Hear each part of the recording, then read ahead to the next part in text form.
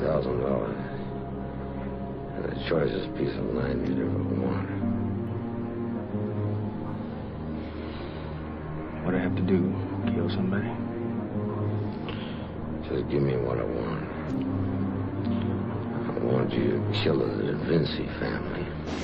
Dunkel zieht über das Land, macht euch bereit für den Untergang vom Blümmi Rap. Rap-Tag zieht sein Schwert, der Pose Fleisch. Meine Flows sind wie Stein, seid das Mal um euch zu frei. Das ist die Rache von den Mördern ohne Gesicht. Jeder Fake-Bitch rappt nur weiter von euren Gangster-Geschichten. Mortal Kombat ist jetzt hier für euch Bitches zu vernichten. Unsere Skills sind unerreichbar für euch. Der braucht pompöse Beats für eure schwachen Flows zu verstecken.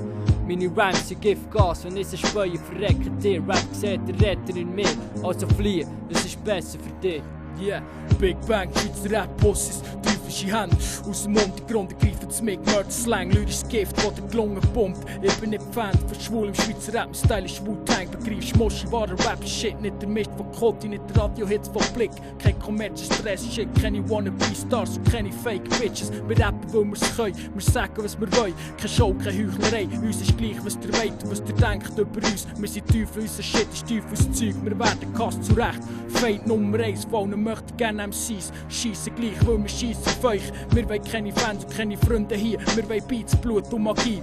Klingen, die blitzen, Punks auf Schlitzen, Feuer und Blaze. Bitte also fickt nach selber der Wichser.